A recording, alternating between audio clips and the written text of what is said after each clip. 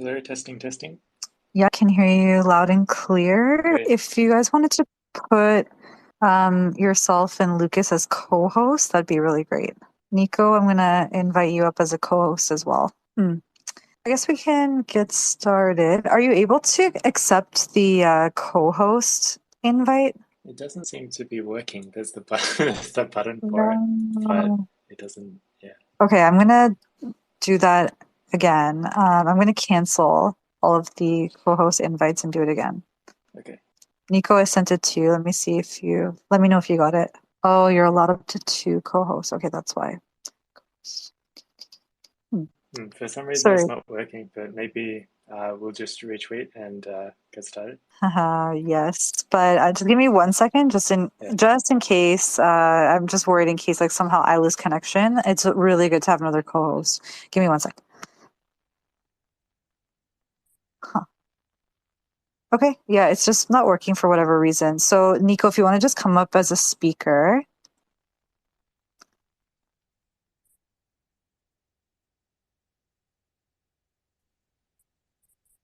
Nice. There we go. And I also invited Lucas and the PrePO official account up to speak. Good morning. Cool. It worked well.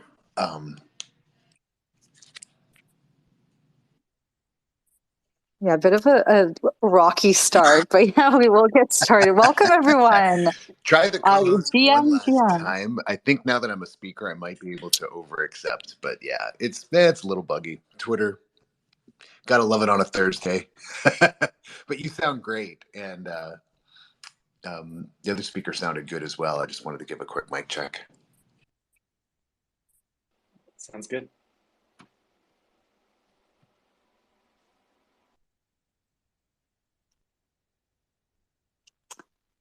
Yeah, it's buggy. It's saying I'm not allowed to add anyone else as a co-host, but that's fine. So we'll just continue. But yeah, let's get started. Guys, welcome. Week 2, zkSummer campaign with Taho Wallet and Across Bridge. You all know why we're here. We're here to learn about pre-PO, which is, such a really innovative, cool DeFi platform, native to zk Sync era. And yeah, we're going to learn all about it. There's an incredible giveaway as well, super generous from the pre-PO team. And Nico, if you wanted to give yourself a bit of an introduction as well. Thank you so much. Yeah, I'm really pleased to join as a co-host today. I'm Nico. I'm a contributor, and I also host the community call over on Taho.xyz. And yeah, we're just really excited to be a collaborator and a contributor with Across. We've had such an amazing relationship with you guys. You were one of the first projects to integrate the Taho wallet. And essentially, Taho is the first community-owned wallet that is fully open sourced, and we are coming into our final stages. We're in our community edition right now. So it's a pleasure to be here today, and I'm really looking forward to another amazing panel. You guys have really put together an incredible campaign. Yeah, with a lot of help from Taho as well. And we're really excited to have your pre-PO here. And can we please get an introduction from our speaker? Yeah. Also very excited to be here. I'm Xavier from the PrePO team, the founder of PrePO. Big fan of Across and Taho, and maybe we can do some integrations down the line. But yeah, really excited to be here. I've been in the space for quite a long time, as just following it for more than a decade and building in it for half a decade. We've been building for quite a while, and excited to share more about PrePO. Yes, I wanted to thank you. I welcome you, Xavier. Thanks for coming. I'm really keen to chat for this chat, and wanted to also thank you and your team for providing the 250 in PPO tokens. So everyone in the audience, please get your questions down in the comments. We'll be picking some, and of course, we'll be choosing some of our winners from our audience members today. So let's get started just with a general question. Kind of the biggest question for me too is, what is PrePO? How does this work? Yeah, so that's a great place to start. So basically, it's a decentralized protocol and platform that will allow you to get synthetic exposure to any pre-public asset. So those could be pre-IPO companies like SpaceX or Stripe or Discord or Reddit, or it could be pre-launch crypto projects. So those could be like the MetaMask token or like Lens or zkSync or Layer Zero or EigenLayer or many, many others. And basically, our mission is to democratize pre-public investing. So take what was previously reserved for only the wealthy and well-connected, and instead allow anyone to gain access to these private investing opportunities. So maybe in future, we'll also have other real-world assets. Basically, we can unlock anything that is pre-public and give you exposure to those things. Oh, and that is the big hot topic these days, right? So real world assets, like what would that sort of entail in terms of pre-market investing? So basically, you can think of pre-public as basically a forward contract. So there's some agreement to deliver something in the future, but it's not yet public yet. But the delivery will happen in the future. So any forward contract could be turned into a pre-public PrePO market. So that could also be like, it could be real estate, it could be NFTs before they drop, or it could be any kind of forward agreement. Okay, and for people who maybe aren't familiar with the traditional space, why are some IPOs and other more sophisticated financial instruments, why are those regulated heavily to the point where you need to be a certain level of sophistication as an investor, or as you said, hold a certain amount of net worth to be able to participate in an initial in an IPO? So yeah, why did they kind of block people, if you know, or just in case anyone isn't really familiar? Well, you'll get different answers depending on who you ask. We think it's an exclusionary system, and it shouldn't actually be that way. And it's designed to benefit those who already have access and already have the power and that kind of thing. But basically, that's just the way things are. And we're trying to make it so that others can also access it. So right now, even in those systems, so you have these like traditional TradFi platforms where you can do secondary market trading of equity, for example. For starters, they're only available to accredited investors. So you need certain wealth requirements, which are fairly arbitrary, in order to act as a proxy for saying that you know how to invest, which obviously isn't necessarily true. But even with that, those platforms still have a number of really big restrictions. So it might take like days or weeks to process a transaction. You have like super high fees, really opaque pricing, lots of paperwork. And then you might be forced to hold that position 6 months post IPO, which is a really long time as well. And so even the people who do get access to being able to like trade in and out of their private positions face a bunch of limitations there as well. And so both retail and accredited investors have that issue. And so we're trying to solve it for like create a better secondary market platform than existing platforms that also gives access to retail. I mean, Nico, this sounds like part of the pledge or two for Taho Wallet. Just open finance for everyone, no restrictions. I think people need to know like how massive this is, right? Because a lot of people want to get into some IEOs or IPOs. Sorry, they're such great opportunities, and then you find out that like, oops, you're blocked because maybe, yeah, as you mentioned, you don't have like your net worth isn't $1 million plus, etc. So this is like, yeah, huge innovation. Yeah, no, I I couldn't agree with you more. And many of you know I'm U.S. based. Um, it's an interesting situation. I've dealt with it myself. Just be going through the process of even just looking at becoming an accredited investor.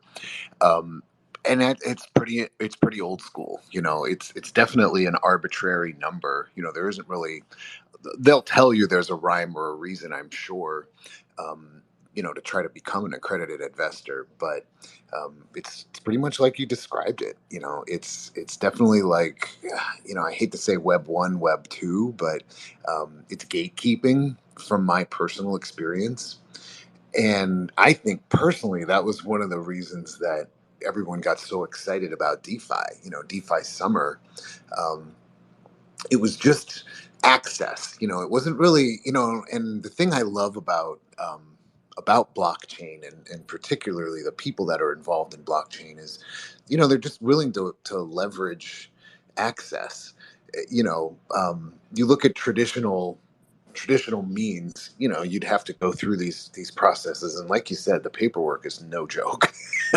if if you have the funds to qualify, then you have to have the time, or you have to hire a lawyer or someone to actually fill out all the paperwork. But you flip the script and you look at DeFi, and not only do we want to make it decentralized, to allow people to be autonomous and not really divulge all their personal information, but at the same time, I'm just such a fan of access.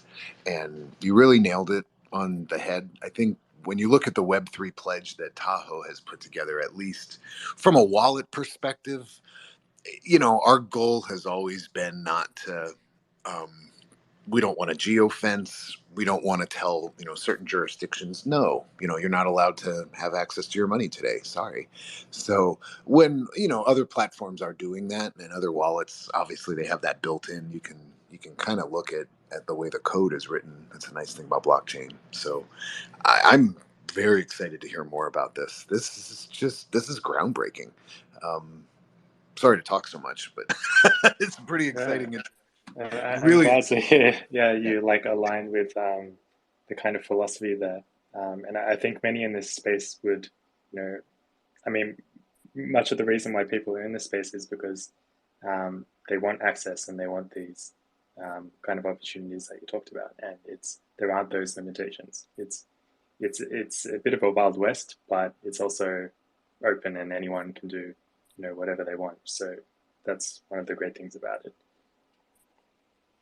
Yeah, so I think even just getting into some of these sought after IPOs, being that that's already difficult, it would be cool to have access to that. But you're taking it a step further and being able to long or short pre-IPO, pre-IDO assets is, yeah, in my opinion, even cooler. So how did you get this idea? Yeah, so basically, back in the bull market, if we remember that, I wanted more upside exposure to the previous company I was working at, which was Canva. Um, but there basically wasn't any way to get further exposure. Um, and similarly, with all these other IPOs that were coming up, I basically couldn't get an allocation. And obviously, if you can get in even earlier as a private investor, that's even better. But most people are completely excluded from that. So I found this really unfair. And since I was already following the DeFi space, I didn't see anyone solving this problem. And so I thought there must be a way that I can build something more permissionless and open up access for everyone using DeFi and gain all the efficiencies there and the complete permissionless by building something there. And so that's where I came up with the idea after a few iterations. So basically, PrePO is like pre-public offering. That's where the name comes from. Oh, okay, okay. I don't know why I thought it was some sort of vague reference to C3PO when I first heard it. I was like, is this some reference? Are they big Star Wars fans over at PrePO? Okay. You And speak my language. I don't know why my head was in the stars that day. I did want to say too, when I was looking at your site and just like for a preview of this chat, I noticed that you had some massive support, like really famous CT characters are backing you guys. So just wanted to ask, like, what were the one or two points that really were able to hook some of these like big names?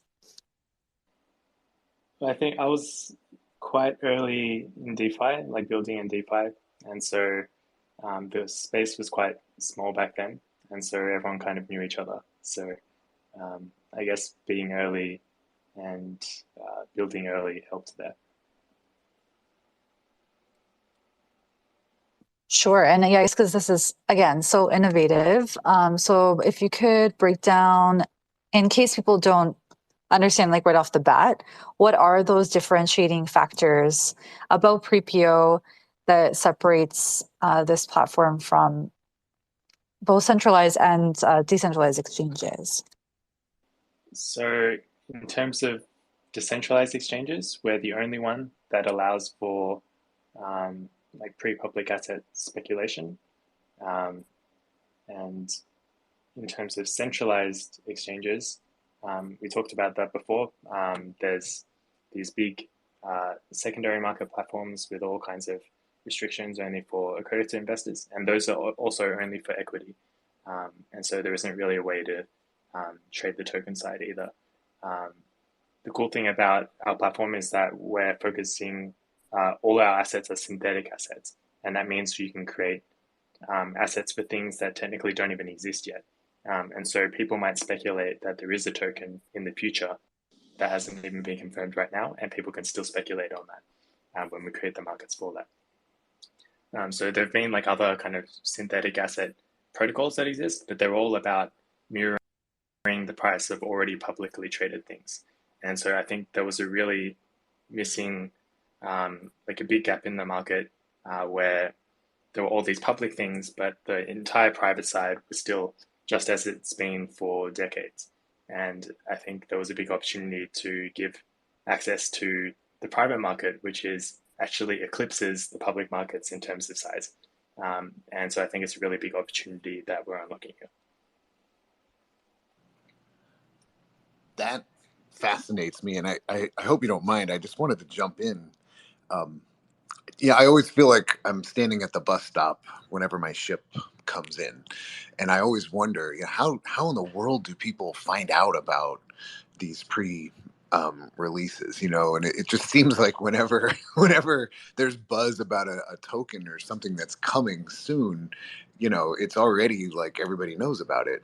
So that fascinates me that you mentioned their synthetics. Does that mean that anybody can kind of come up with something that they think might have future value, and I guess they can create a synthetic? Yeah, that's the aim. And so we're actually we're between versions right now. So we're working on a V2 that will make that even more possible to have it permissionlessly create any kind of um, speculative market. Um, but yeah, that's the vision where anyone can speculate on anything that they want to speculate on that isn't publicly traded yet.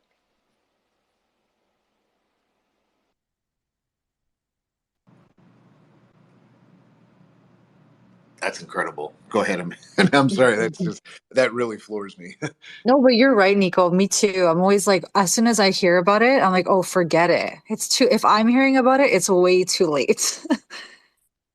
So I always feel like I missed the boat on all these things too. And I'm on CT, as I'm sure you both are too. I'm on CT all the time. Like, how am I not hearing about these hidden gems? That's why I love this campaign that we're doing too, because we get to find out about these like incredible protocols, such as PrePO, where there are so many opportunities out there that I would have Yeah, I never mean, really heard of. people are speculating all the time. Like there's like it's almost an industry now of like airdrop speculation, right? Um, but that's because they can't get direct access. And so the only way to get some kind of access to something that doesn't exist yet is to kind of guess at an airdrop. But it'd be so much cooler if you didn't want to put in all that effort, or if you wanted to supplement that effort, or if you wanted to like even hedge your anticipated airdrop exposure, you could just participate in the speculative market directly. And really goes well with alignment. I know we've mentioned this a bunch of times, across in Tahoe. This space was downloaded via spacesdown.com. Visit to download your spaces today. We had an early alignment last year, actually. It kind of worked out. Bridge obviously works well with a wallet, but one of the tertiary benefits, one of the like a sidecar, here we are, we're great, we collaborate, but we end up, by aligning ourselves. I find out a lot of stuff from the across side, and across, obviously, they find out a lot of stuff from the wallet side. But this is fascinating. I mean, aligning yourself with a project like yours, I could just imagine, community members would have so much more exposure. And we do laugh sometimes. I'm on crypto Twitter all the time too, and I think, oh my gosh, I missed 4 hours. I'm so behind. I missed everything, But then I walk down the street, and I meet people in real life that don't even know what crypto Twitter is. So I feel like we're really in the throes of so much that's happening every day, but at the same time, we're still so early, and we're still so far ahead of the curve. So it's incredible. It's really incredible to hear about a project like this. That brings me a lot of comfort whenever you repeat that sometimes, Nico. There, we're still early, and I'm like, okay, yeah, because there are so many opportunities, and you think, oh man, I missed them all. But yeah, it is good to remember we are still super early. I saw in the comments that Astro, Carl Astro, asked a few questions. Thank you for your questions. Surrounding the questions were like surrounding risk management and talking about how we're in a bear market, and due to the market situation, could that hold investors back? I did want to ask that sort of question to you, Xavier, and Nico, feel free to chime in as well. I'm curious what you both think, as both people who have been in the industry for quite some time. What do you like with this product, right? Of course, as you mentioned, there's speculative assets on value that hasn't been priced out yet. So what do you think the crypto market's appetite for risk is? Because we have been through so many roller coasters. Are we used to it? Are people still willing to risk it all and hope for like 100x? Are people too conservative with all the exploits? I think very clearly the crypto market is very risk on, just in everything they do, and so you'll see that in even in the bear market, you'll see all kinds of crazy like meme tokens that have no particular value like go crazy, and it's happening all the time. So I think the risk appetite is very high in crypto, and so that kind of leans into the speculative aspect. But it doesn't necessarily. Yeah, I think. Yeah, I think that's my answer for the crypto investors. I would definitely echo that. And obviously, I'm a little bit of a long. I entered the space in like 2017, but really as a lurker. And I remember driving around at that time, thinking, wouldn't it be funny if I went and bought some Doge? That'd be hilarious. I'd just buy like $100 and give some to my friends. And of course, that would have been $1 million. Had I done it at that time. And the same with CryptoPunks. I remember looking at CryptoPunks, and I'm like, $75 for an 8-bit. This is not very good art. So there was another $1 million, because the CryptoPunks mooned. And for me personally, I don't think anybody can say, oh gosh, I would have, I could have, I should have done this. But I'm just in love with the cyclical nature of the blockchain. And it isn't, I don't like to do investment talk. I never like to talk about projects you should or shouldn't buy into, or whether this $10 is going to 1,000x. But the technology behind the stuff is what really amazes me. You have early projects that build upon. So, a lot of people don't realize that the NFTs were built upon the technology that was involved in the CryptoPunks, being able to make PFPs. And so that is just a little simple example, but when you expand it out to DeFi, and of course, yeah, I don't even want to talk about all of the incredible, you know, bonds that are happening, and just some of the staking that's involved, stable coins. It's incredible. It's really incredible. So yeah, to hear your question a little bit more, I don't really think, I mean, I've read some pretty cool tweets where people say, look, the only people that are left in the space right now are the diehards that are really going to make it. And they joke around and they say bad actors, or there's it's kind of an all or nothing thing. But no, this is definitely my third swing, so I'm incredibly optimistic about the market. Yeah, I mean, people should be able to allowed to invest or like speculate in whatever way they wish, whether it's like risk on or risk off. The whole point of like DeFi and crypto is that it creates the infrastructure where you can do it permissionlessly. Whereas like before this, if you even had that risk appetite, um, you know, the platforms might just say, no, you're not allowed to take that risk. No, you're not allowed to do this.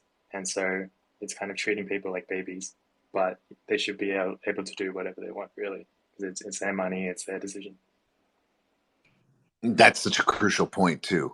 You should be allowed to make those choices, and I look at LTV and some of the locks that people get into, and they face a liquidation, or there's, if you buy a share or a token, you might face impermanent loss, but it should be your choice. I agree with that. I mean, that is really what is the foundation of Web3.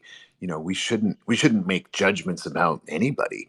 And I think this goes a little bit further back, even into some of the real world assets that you were talking about. I mean, real estate has come a long way, but historically, there's been a lot of discrimination in real estate investments. And I'm talking about the last 100 years, not necessarily recent times. But I just think platforms like this that become, sort of agnostic, you don't really have to fit into any particular genre or basket. There's no pre-qualification for your platform. That's amazing. So that is one of the features that is coming out in V2, correct, Xavier? So I wanted to know what other sort of innovations we can expect in V2, and if you could do a bit of a comparison. Yeah, so we haven't revealed too much details about our V2, but basically, um, if we think about who our target audience is, we have these retail investors that are missing out, but we also have these institutional investors who might miss out on deals or have existing positions that they want to essentially hedge and de-risk. But normally they'd have to wait until all the way until it goes public, or there's some kind of liquidation event in order to like deallocate there.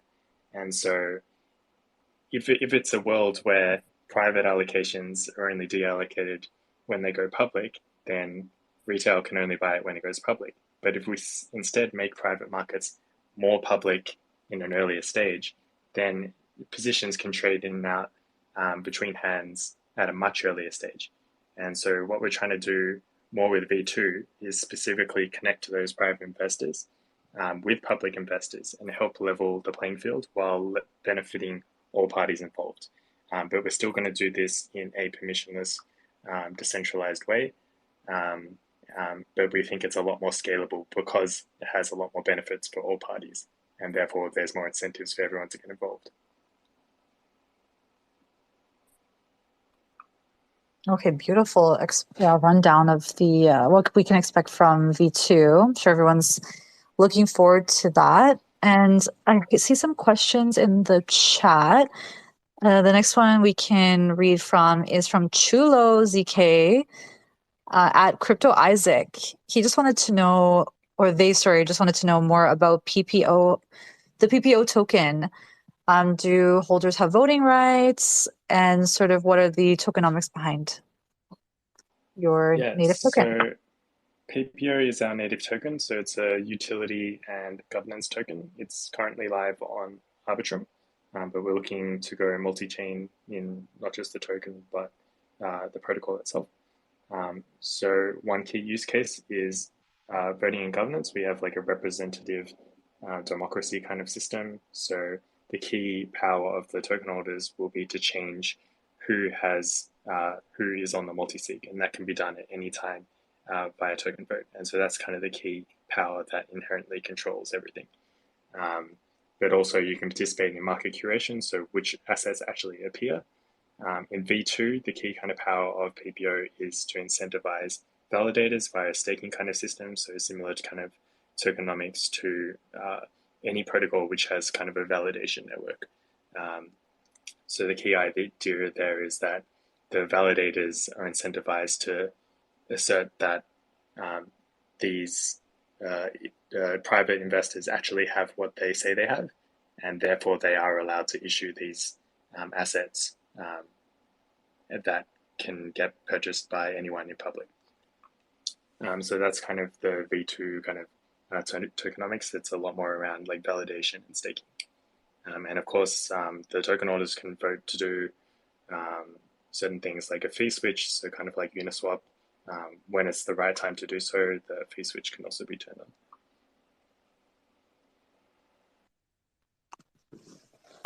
Okay, so that answers Isaac's question. I did have a question about, I'm just trying to like imagine the permissionless setup of V2. Like what sort of assets, like outlier assets, do you think that people might put up there?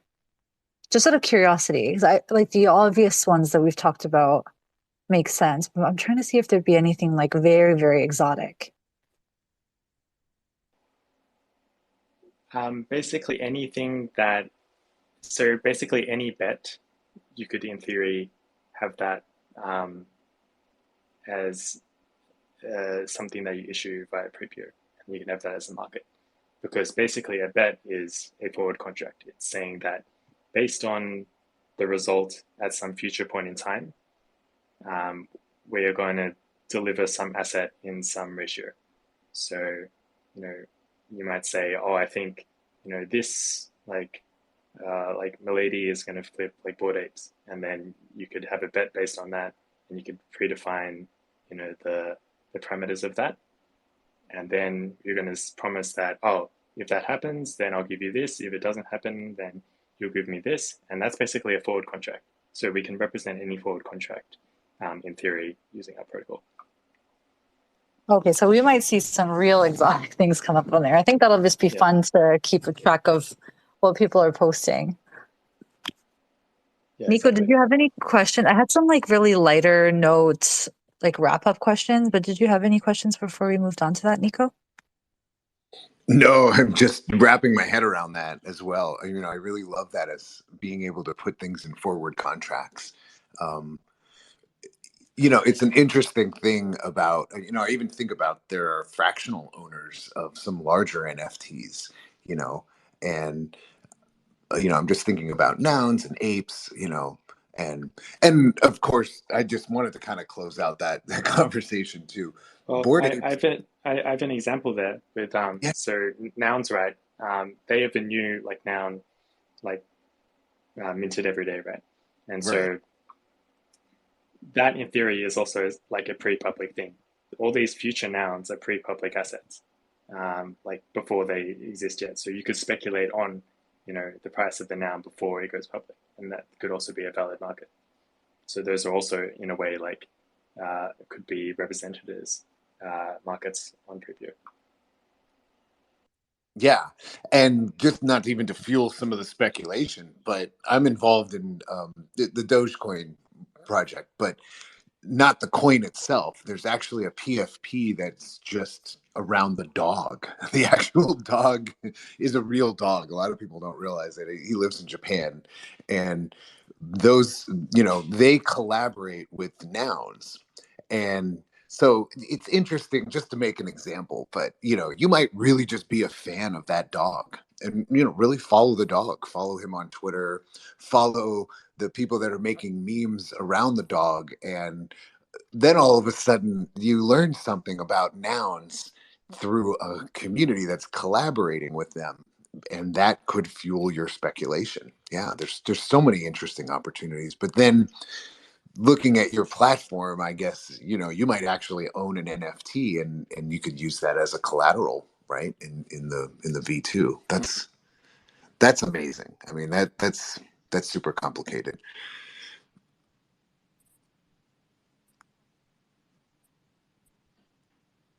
Those were my questions.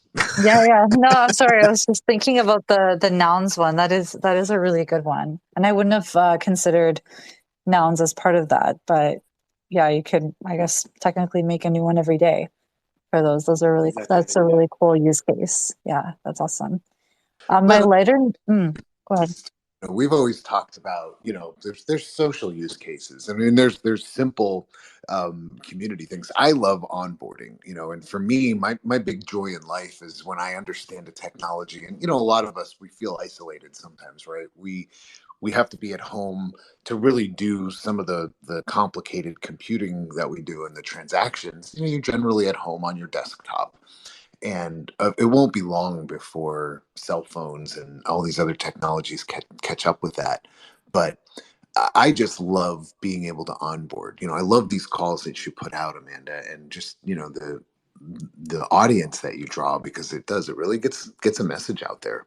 So really incredible. Oh, thank you. My lighter, no questions, if you don't mind, Xavier. I just think this is such a fun Yeah. Go for question. it. If you could go back in time, what is the one stock or token you would have used PrePO for to speculate on their pre-launch, and why? Yeah. Well, I would have speculated on a lot of things. I'm not sure. I would probably go back and do some research and find what had like the biggest multiple, but there are definitely a lot of them that I regret, and probably too many to count.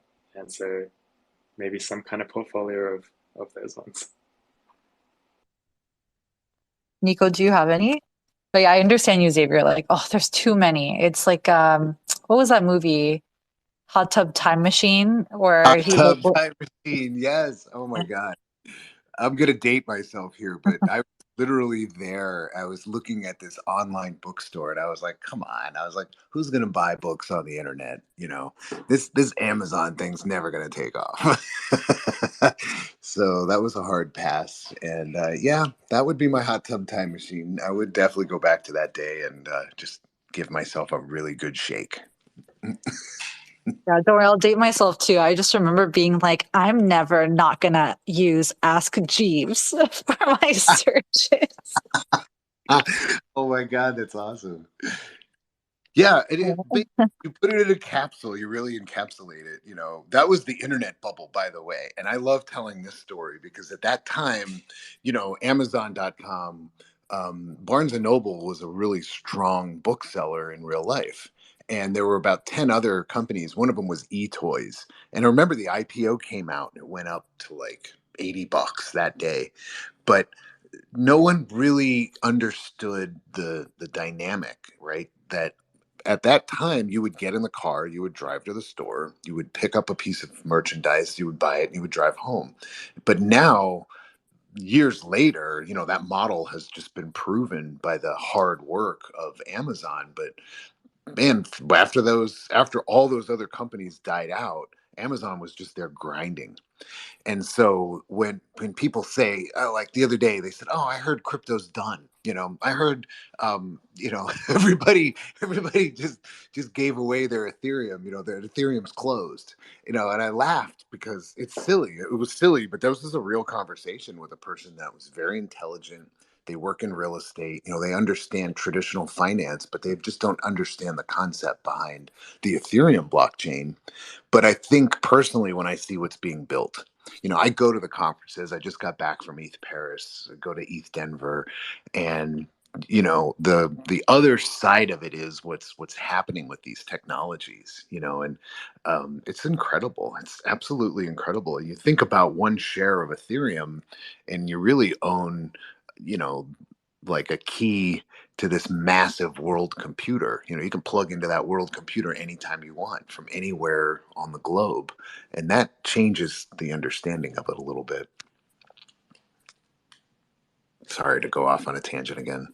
No, no, it's It is wild. Like I feel like, yeah, we've been through it all. Like maybe it's hard to imagine that there's so much more to come with like AI but the roller coasters we have been through as being part of like the dawn of the internet and this Web3 phase and the next the AI one. It's just really wild times. But yeah, Xavier, I totally agree with you. Hot Tub Time Machine is like my fantasy. I want to get in on all those, all those IPOs, all these IDOs that never thought would amount to anything. And boy, were we ever wrong. But yeah, it's really cool what you've built. We love to hear it. That you have like tons of experience in this space. Again, lots of huge names, like really influential people backing you guys, which is really nice to see. And yeah, I just think this is like an incredible innovation, and I like to celebrate innovation in this space. When you think it's all been done, a project comes out like PrePO and really shocks us all. That there is a step before IPO and IDO. It's really incredible. So yeah, thanks so much for joining. And if you wanted to share any sort of experiences that you've had with Taho Wallet or across, we would also love to hear that. If not, we can call it a night. Yeah, like I said at the start, big fan of what you're building as well, and I appreciate like builders in the space that haven't left after the bull market as well. And I think people will be surprised how far crypto has come when everyone comes back.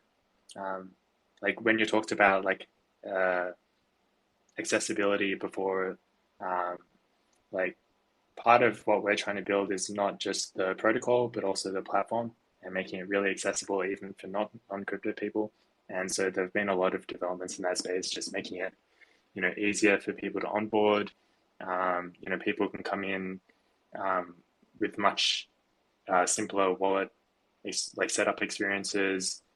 There's like improvements on like even the decentralized front end kind of front, so people don't get rugged there. So we've set that up as well. There's like fiat on and off ramps. There's all kinds of kind of integrations that are making just things easier for like users of decentralized applications. So I think it's really come a long way, and people will be surprised when they come back and try all these new applications. No, absolutely. Yeah. And so big shout out to you and your team as well for sticking through it and heads down, bear market, but we're building. And yeah, this is the time clearly where innovation thrives. So how can everyone stay up to date on V2 updates and everything pre-PPO? Oh, sorry, I'm sorry, through C3PO, see? Pre-PO. Yeah, so you can follow us here on Twitter at PrePO_IO. You can join our newsletter, you can join our Discord, and we have all of our other official links in our Discord. And then we'll keep you in the loop for our upcoming V2. In terms of the giveaway, if you want to be eligible for that, just DM PrePO_IO with your Discord username, because we have a integration that allows us to tip PPO from our Discord quite easily. So just DM us with your Discord username in our Discord, and we'll tip you some PPO if you're the lucky winner. Oh, incredible. We love a tipping culture. Okay, that's really cool to hear that you guys have that in your community too. That's so fun. So everyone, thank you so much for joining. We had a really active audience this time. So thank you for all of your questions. We'll announce the winners of today's AMA giveaway in a few days. And we just really want to thank, of course, our co-host Taho Wallet. If you haven't tried Taho Wallet yet, give it a shot.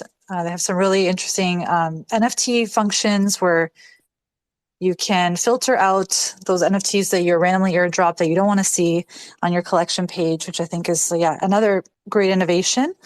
And please check out PrePO. Thank you so much for joining. This has been week 2 of Ape In to zkSummer, and we'll see you next week. Thank you, guys. Thanks everyone for listening. Bye. Thank you so much, everyone. I hope you have a great weekend. Thank you. Bye.